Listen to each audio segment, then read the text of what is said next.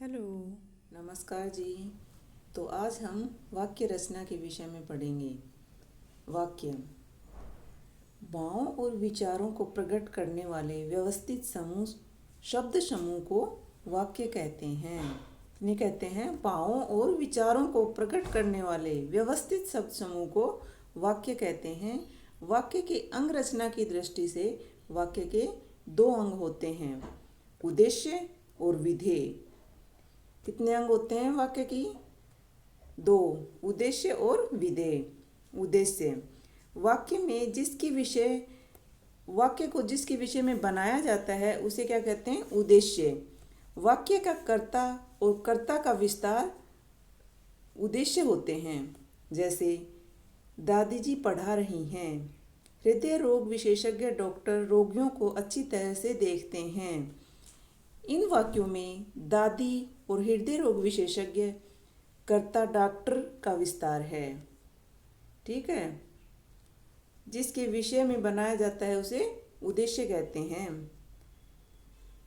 विधेय वाक्य में उद्देश्य के विषय में जो कुछ बताया जाता है उसे विधेय कहते हैं। जैसे कुत्ता भौंक रहा है, माली चला गया। इन वाक्यों में भौंक रहा है, चला गया विधेय हैं।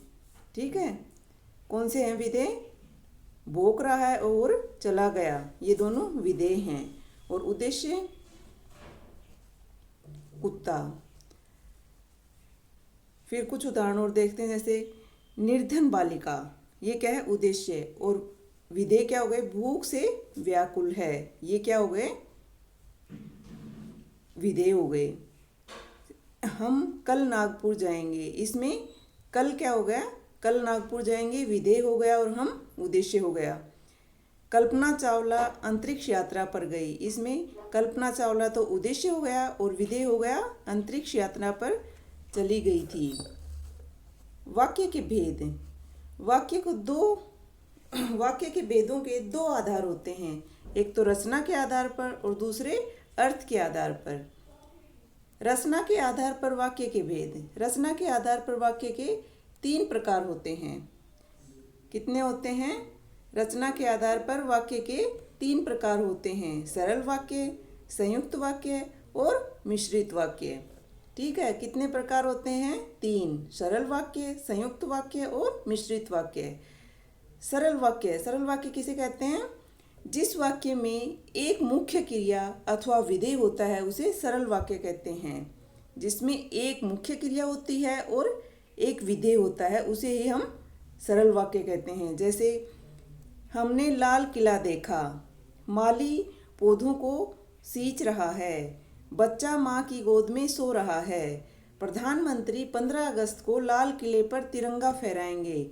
इन वाक्यों में एक एक क्रियापद है। जैसे देखा है, खींच रहा है, सो गया, फहराएंगे आदि सभी वाक्य के इसी सरल वाक्य के उदाहरण हैं। ठीक है। आया समझ में? आसान है ये बिल्कुल। किसे कहते हैं सरल वाक्य? जिस वाक्य में एक ही मुख्य क्रिया अथवा विधेय होता है उसे सरल वाक्य कहते हैं। फिर दूसरा आता है संयुक्त वाक्य। जिस वाक्य में दो या दो से अधिक उपवाक्य स्वतंत्र रूप से समुच्चय बोधक अथवा अवयव या योजक के द्वारा जुड़े होते हैं। किससे होते हैं? समुच्चय बोधक अथवा योजक के द्वारा जुड़े होते हैं। ध्यान रहे कि संयुक्त वाक्य का प्रत्येक उपवाक्य स्वतंत्र होता है। क्या होता है? संयुक्त वाक्य का प्रत्येक उपवाक्य स्वतंत्र होता है जिसका अपना स्पष्ट अर्थ होता है। ठीक है। और उसे समझने के लिए दूसरे उपवाक्य का सहारा नहीं लेना पड़ता है। जैसे सज्जन सबका भला चाहते हैं परंतु दुर्जन दूसरों का सदा दुख देते हैं। तो इन वाक्यों में क्या है? ये दोनों उपवाक्य दो उपवाक्यों से जुड़ा है जो निम्न प्रकार है। सज्जन सबका भला चाहते हैं, दुर्जन दूसरों को सदा दुख देते हैं। तो दोनों उपवाक्य स्वतंत्र रूप से पूर्ण अर्थ व्यक्त करते हैं। साथ ही दोनों उपवाक्य परंतु योजक चिन्ह से जुड़े हुए होते हैं। ठीक है। आया समझ में? क्या होता है? संयुक्त वाक्य में दोनों अपने आप में स्वतंत्र होते हैं और दोनों का अर्थ अलग अलग होता है। मतलब स्पष्ट समझ में आता है उनका दोनों का अलग अर्थ। और ये योजक चिन्ह या समुच्चय बोधक से जुड़े होते हैं। फिर तीसरा आता है मिश्र वाक्य। ऐसा वाक्य जिसमें एक प्रधान उपवाक्य और दूसरा आश्रित उपवाक्य हो उसे हम क्या कहते हैं? मिश्र वाक्य। जैसे दादी जी ने बताया कि वे कंप्यूटर पर काम कर रही थी। अध्यापिका ने पूछा कि कविता कौन सुनाएगा। इन वाक्यों में दादी जी ने बताया, अध्यापिका ने पूछा प्रधान उपवाक्य हैं। वे कंप्यूटर पर काम कर रही थी, कविता कौन सुनाएगा, ये क्या है? आश्रित उपवाक्य। इसलिए ये क्या होगी? मिश्र वाक्य। क्या होता है मिश्र वाक्य में? एक तो प्रधान उपवाक्य होता है और दूसरा आश्रित उपवाक्य होता है। ठीक है। अर्थ के आधार पर वाक्य एक भाषिक इकाई पढ़ने या सुनने से मन में जो भाव उत्पन्न होता है उसे अर्थ कहते हैं। अर्थ के आधार पर वाक्य 8 प्रकार के होते हैं। पहले हमने क्या देखा था? रचना के आधार पर। रचना के आधार पर 3 प्रकार थे। एक तो साधारण वाक्य और दूसरा संयुक्त वाक्य और तीसरा मिश्र वाक्य। अब हम अर्थ के आधार पर देखते हैं तो वाक्य में एक भाषिक इकाई पढ़ने या सुनने से मन में जो भाव उत्पन्न होता है उसे हम अर्थ कहते हैं। अर्थ के आधार पर वाक्य कितने प्रकार के होते हैं? 8 प्रकार के। पहला है विधानार्थक वाक्य। जिस वाक्य में कार्य के करने या होने का बोध हो उसे हम क्या कहते हैं? विधानवाचक वाक्य। जैसे सूर्य पूर्व से उदय होता है, कल जोर की वर्षा हुई। फिर दूसरा है निषेधार्थक वाक्य। जिस वाक्य में किसी कार्य या बात के न होने का भाव प्रकट होता है उसे हम क्या कहते हैं? निषेध वाक्य यानी नकारात्मक वाक्य। इस प्रकार के वाक्य में नहीं, न या मत शब्द का प्रयोग होता है। जैसे जीव हिंसा नहीं करनी चाहिए, इस वर्ष मौसम में वर्षा नहीं हुई, तो इनमें निषेध शब्दों का प्रयोग होता है नहीं, इसलिए इसे क्या बोलेंगे? निषेधार्थक वाक्य। ठीक है। फिर है तीसरा प्रश्नार्थक वाक्य। जिस वाक्य में किसी व्यक्ति, वस्तु, स्थान या कार्य के विषय में प्रश्न पूछा जाता है उसे क्या कहते हैं? प्रश्नवाचक वाक्य। जैसे क्या तुमने अपना पाठ याद किया? निशा कहाँ जा रही है? तो इनमें क्या हो रहा है? प्रश्न पूछा जा रहा है जैसे तो ये क्या हो जाएंगे? प्रश्नार्थक वाक्य। ठीक है। फिर है आज्ञार्थक वाक्य।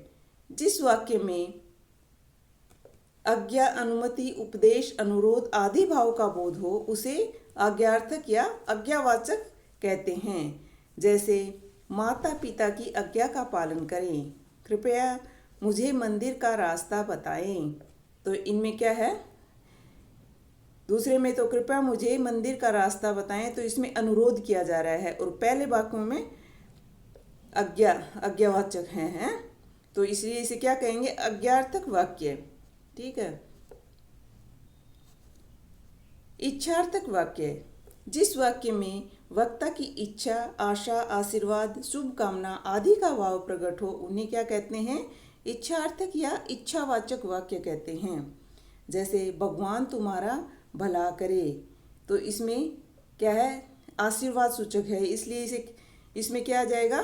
इच्छार्थक वाक्य। नया वर्ष मंगलमय हो, इसमें शुभकामना दी जा रही है, तो ये क्या हो जाएगा? इच्छार्थक वाक्य।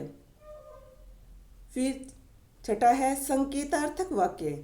जिस वाक्य में एक क्रिया का होना किसी दूसरी क्रिया के पूर्ण होने पर निर्भर हो उसे संकेतवाचक वाक्य कहते हैं।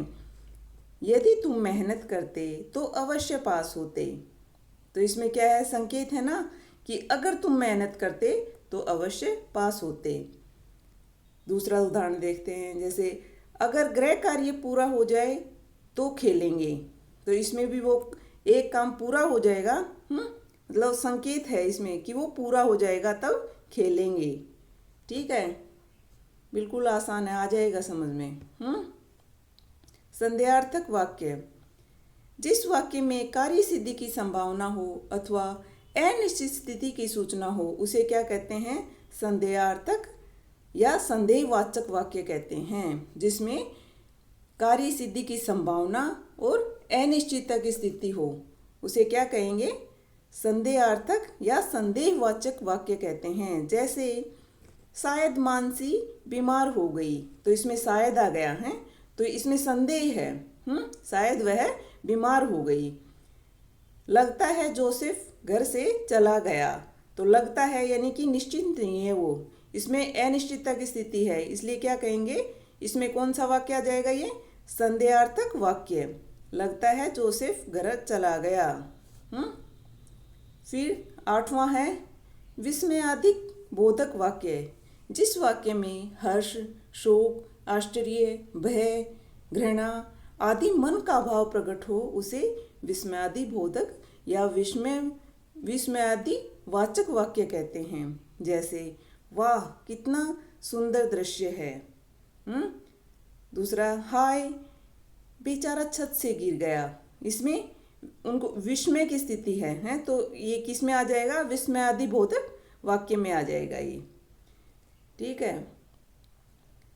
वाक्य परिवर्तन की प्रक्रिया द्वारा इस प्रकार के वाक्य को दूसरे वाक्य में परिवर्तित किया जाता है, किंतु इस प्रक्रिया में वाक्य के अर्थ में परिवर्तन नहीं होना चाहिए। तो हम कुछ वाक्य परिवर्तन करके देखते हैं। जब हम वाक्य में परिवर्तन करते हैं ना, जैसे साधारण वाक्य से संयुक्त वाक्य बनाना, तो उसमें उसका अर्थ में परिवर्तन नहीं आना चाहिए, अर्थ वही रहना चाहिए। वैसे वाक्य रचना में परिवर्तन होना चाहिए। ठीक है। जैसे वाक्य परिवर्तन के कुछ उदाहरण देखते हैं। रचना के आधार पर वाक्य परिवर्तन, साधारण वाक्यों को संयुक्त वाक्यों में परिवर्तन करना। जैसे राम से मिलकर श्याम बहुत खुश हुआ, ये क्या है, साधारण वाक्य है, तो इसे संयुक्त वाक्य में परिवर्तन करेंगे तब राम श्याम से मिला और बहुत खुश हो गया। ठीक है। फिर दूसरा, बीमार होने के कारण मनोज यहाँ नहीं आया, ये क्या है, साधारण वाक्य। फिर इसको संयुक्त वाक्य में करेंगे तो मनोज बीमार था इसलिए यहाँ नहीं आया। फिर संयुक्त वाक्यों को साधारण वाक्यों में परिवर्तित करते हैं। जैसे सौरभ ने बहुत कहा पर गौरव नहीं आया। ये क्या है, संयुक्त वाक्य है, पर लग गया इसमें। तो ये क्या हो गया, योजक चिन्ह लगने से ये संयुक्त वाक्य हो गया। फिर इसको साधारण वाक्य में परिवर्तन करेंगे तब इस योजक चिन्ह को सौरभ के बहुत कहने पर भी गौरव नहीं आया। ठीक है, आ गया ना समझ में, आसान है, आ जाएगा। साधारण वाक्यों को मिश्रित वाक्यों में परिवर्तन करना। रात को देर तक जागने से मेरे सिर में दर्द हो गया, ये क्या है, साधारण वाक्य है। फिर इसको मिश्रित वाक्य में करेंगे तो रात को देर तक जागा इसलिए मेरे सिर में दर्द हो गया, इसलिए लगा दिया, तो ये क्या हो गया, मिश्रित वाक्य हो गया। फिर मिश्रित वाक्यों को साधारण वाक्यों में परिवर्तन करना। जो सज्जन होते हैं उनका सब आदर करते हैं, तो ये क्या है, मिश्रित वाक्य। फिर इसको साधारण वाक्य में परिवर्तन करेंगे तो सज्जनों का सब आदर करते हैं, ये क्या हो गया, साधारण वाक्य। ज्यों ही चोरों ने पुलिस को देखा त्यों ही वे भाग गए हैं, तो इसको अब साधारण वाक्य में करेंगे तो पुलिस को देखते ही चोर भाग गए। ठीक है। जैसे ये इसमें त्यों ही था, मिश्रित वाक्य में त्यों ही का प्रयोग हुआ था। फिर इसमें ये साधारण वाक्य कैसे बन गया, इसको हटा देंगे, फिर पुलिस को देखते ही चोर भाग गए, ये साधारण वाक्य हो गया। फिर संयुक्त वाक्यों को मिश्रित वाक्यों में परिवर्तन करना। जैसे अध्यापक कक्षा में आए और छात्र शांत हो गए, तो इसमें और योजक चिन्ह का प्रयोग किया है ना इसमें, इसलिए संयुक्त वाक्य है। फिर मिश्रित में करेंगे तो जब अध्यापक कक्षा में आए तो छात्र शांत हो गए, ये मिश्रित वाक्य हो गया। फिर है संचित निर्धन है परंतु स्वाभिमानी है, ये संयुक्त वाक्य है। यद्यपि संचित निर्धन है तथापि स्वाभिमानी है, ये क्या हो गया, मिश्रित वाक्य है। इन पे क्या हुआ, ये आपस में आश्रित हो गया इस वाक्य में। देखो, यद्यपि संचित निर्धन है तथापि स्वाभिमानी है, तो ये वाक्य आपस में आश्रित हो गए, इसलिए ये किस में आ जाएगा, मिश्रित वाक्य में। फिर है मिश्रित वाक्यों को संयुक्त वाक्यों में परिवर्तन करना। जब अरुण घर में आया तो तरुण चला गया। ये क्या है? मिश्रित वाक्य। तो अरुण घर आया परंतु तरुण चला गया। ये क्या है? संयुक्त वाक्य। इसमें परंतु योजक चिन्ह का प्रयोग किया तो ये क्या हो गया? संयुक्त वाक्य। लोकेश विद्यालय नहीं गया क्योंकि वह बीमार था। ये है मिश्रित वाक्य। फिर इसको संयुक्त वाक्य में करेंगे तब लोकेश बीमार था इसलिए विद्यालय नहीं गया। फिर अर्थ के आधार पर कुछ परिवर्तन, वाक्य परिवर्तन देखते हैं। जैसे विधानार्थक वाक्य, उसका एक उदाहरण देखते हैं। जैसे छात्र पुस्तक पढ़ता है। ये क्या हो गया? इसमें विधानार्थक वाक्य हो गया। ये छात्र पुस्तक पढ़ता है। निषेधार्थक वाक्य, छात्र पुस्तक नहीं पढ़ता है। इसमें नहीं का प्रयोग हुआ है निषेध के रूप में, इसलिए क्या हो गया? ये निषेधार्थक वाक्य। प्रश्नार्थक वाक्य, क्या छात्र पुस्तक पढ़ते हैं? तो ये क्या हो गया? इसमें प्रश्न पूछा जा रहा है जैसे, इसलिए ये क्या हो गया? प्रश्नार्थक वाक्य। इसमें क्या का प्रयोग हुआ है ना, क्या छात्र पुस्तक पढ़ता है? जैसे प्रश्न पूछ रहे हैं, क्या वो पढ़ते हैं?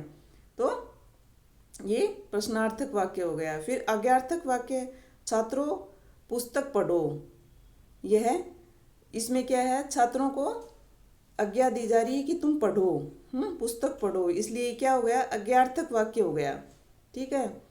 फिर है इच्छार्थक वाक्य, छात्र पुस्तक पढ़। ये मतलब ये इच्छा है इसमें कि छात्र पुस्तक पढ़ें, हैं? तो ये क्या हो जाएगा? इच्छार्थक वाक्य। फिर है संकेतार्थक वाक्य, यदि छात्र पुस्तक पढ़ेगा तो पास होगा। इसमें ये संकेत है कि अगर छात्र पुस्तक पढ़ लेगा तो पास हो जाएगा। तो ये क्या हो जाएगा? संकेतार्थक वाक्य। फिर है संदेहार्थक वाक्य, शायद छात्र पुस्तक पढ़ता है। इसमें शायद का प्रयोग हुआ है तो इसमें क्या है? संदेह है। शायद छात्र पुस्तक पढ़ता है तो ये किस में आ जाएगा? संदेहार्थक वाक्य।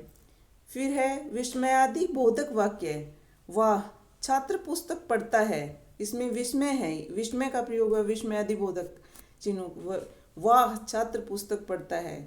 तो ये क्या हो गया? विस्मयादि बोधक वाक्य। तो वाक्य रचना पर टॉपिक यहीं समाप्त हुआ।